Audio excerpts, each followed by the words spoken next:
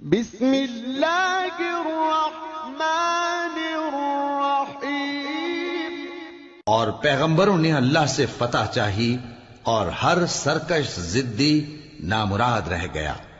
اس کے پیچھے دوزخ ہے اور اسے پیپ والا پانی پلایا جائے گا، وہ اس کو گھونٹ گھونٹ کر کے پیے گا اور گلے سے نہیں اتار سکے گا، اور ہر طرف سے اسے موت آ رہی ہوگی مگر وہ مرنے میں نہیں آئے گا، اور اس کے بعد سخت عذاب ہوگا۔ جن لوگوں نے اپنے پروردگار سے کفر کیا ان کے اعمال کی مثال راکھ کی سی ہے کہ آندھی کے دن اس پر زور کی ہوا چلے جو اسے اڑا لے جائے۔